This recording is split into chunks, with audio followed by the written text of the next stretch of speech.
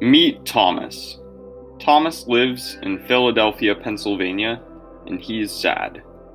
He is sad because he spends every day working at a cheesesteak factory. Comes home to a house where he lives alone, turns on his television, and sees the Philadelphia 76ers losing by 30. He is sad because the Sixers lineup is being led by Robert Covington and Nerlens Noel.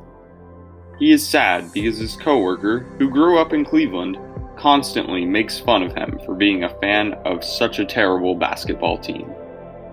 Thomas cries himself to sleep.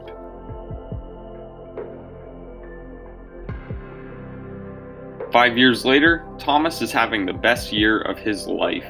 He still lives alone, but who cares? Philadelphia is winning basketball games. The Sixers finish with the 3 seed and beat the Nets in a gentleman's sweep. Some tough luck in the next round, but hey, they played the Raptors the best out of anybody in the entire playoffs.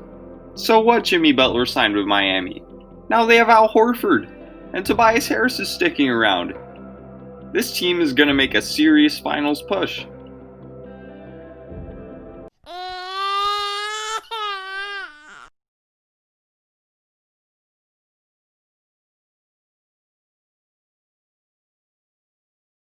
If you asked me about a year ago, how is the process going?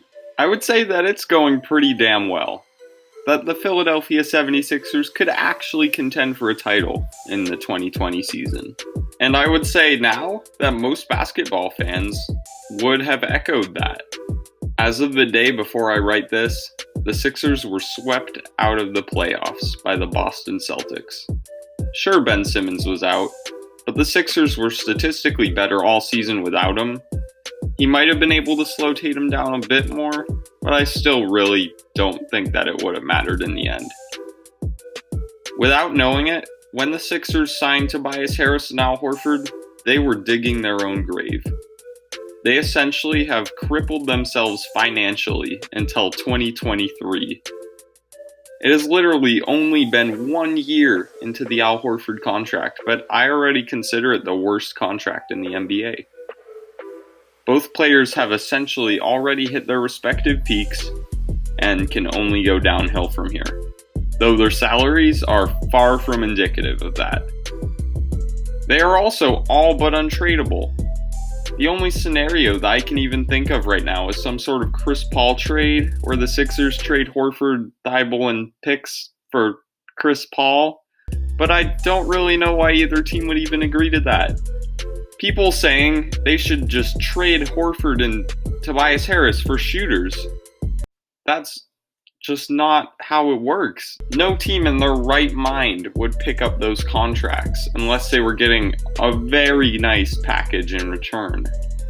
I think that those two deals are really going to keep Philly from ever truly contending for their respective durations, unless they can solve their other major issue very, very completely. That issue is the complete lack of fit between Joel Embiid and Ben Simmons. Much of that blame absolutely should be attributed to Brett Brown's lack of creativity with his offensive system. But a lot of it also is really that they are just two players that need the ball in their hands to be successful offensively. As of about 30 minutes before I write this, Brett Brown was fired. And I'm sure that Elton Brand and much of the front office will not be long in following him. I was actually really surprised by how fast Philly pulled the trigger on Brett Brown. I mean, it wasn't even 24 hours after the Celtics-Sixers game. At least let him pack. The situation that this lack of compatibility has put the Sixers into is a really tough one. The Sixers' offense this year was a complete mess because Joel Embiid and Ben Simmons both fit into two very different offensive systems, and the Sixers employed neither of those. It didn't help that they had literally no spacing besides. Unless Brett Brown's replacement is some kind of coaching genius, and he miraculously finds a way to get Joel Embiid and Ben Simmons to properly coexist on the basketball court, the Sixers are going to be forced to commit to one or the other, which is a really difficult decision. Both have a history that is riddled with injuries, and as I already said, both really need the ball in their hands to be elite offensively. By the start of the new season, Ben Simmons should be back to full health, which means the Sixers won't even be able to test what an Embiid-centric offense would look like. Right now, to me, it just doesn't feel like a successful Embiid and Simmons-led offense will ever be able to work.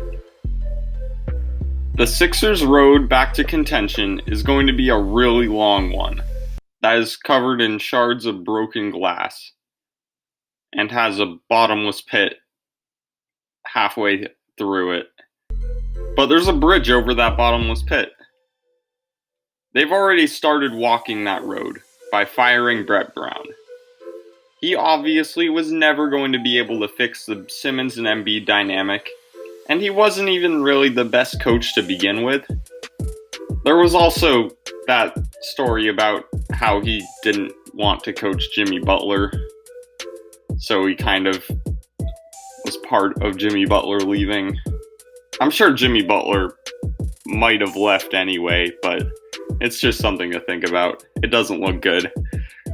The Sixers are going to have quite a few people interested in the position. From the way he was commentating during those Sixers-Celtics games, I think Stan Van Gundy's probably going to get the job. But experienced assistants such as Tyronn Lue and Jason Kidd should be considered as well. I mean, Nate McMillan was just fired for no reason. Why not pick him up? He can't be that bad. The next step is going to be in free agency. Ben Simmons' contract will kick in this free agency, meaning that Philly will have essentially nothing to work with. Still though, searching for potentially cheap but skilled shooters such as Aaron Baines and Langston Galloway, who really can just spot up, that definitely cannot hurt.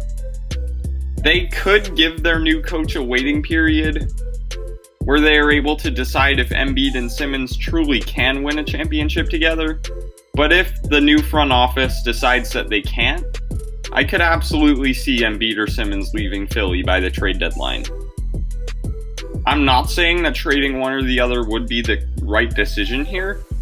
I think that the new coach, whoever it ends up being, should definitely get a minimum of a full season to try to formulate an offense that fits both of these players. I just think that the new front office is going to be impatient and want to utilize the dwindling talents of Al Horford while they are still existent and make a win-now move.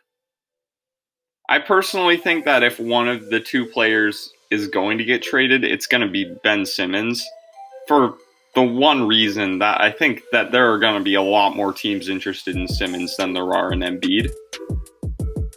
Joel Embiid is a great player, but he's not the kind of player who could be a second option on a good team in my mind. He needs to be the first option to produce enough to help a team win games. In a league where centers like Nikola Jokic and Kristaps Porzingis become more and more prominent, how many teams with actual assets to give the Sixers in return would really want Joel Embiid to come in and be their number one option? Which teams would really be that desperate?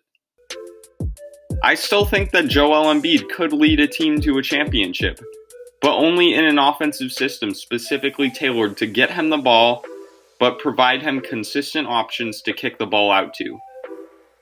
I think that if Philly really tries next year and still can't make Simmons and Embiid work, then that's the direction they need to go in. Ben Simmons would be very valuable to so many teams that just lack that defensive presence in the backcourt.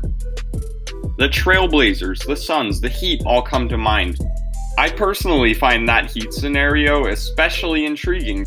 They actually have a lot of assets that the Sixers could use in a Joel Embiid offense. The Sixers' real problem this year, even beyond all the terrible contracts and the weird system, was that they just did not know who they were. For them to succeed in the future and finally complete the process, which is now 5 whole years in the making, They are going to have to figure that out. It may take 1 year, it may take 5, but I think that this Sixers team has all of the potential in the world, and that to finally complete this process is not a pipe dream. One day, Thomas will fall asleep at night happy, with his cheeks perfectly dry. Thank you so much for watching this video. It was a lot of fun to make. I would greatly appreciate if you could like and subscribe. Please don't make me be like Thomas.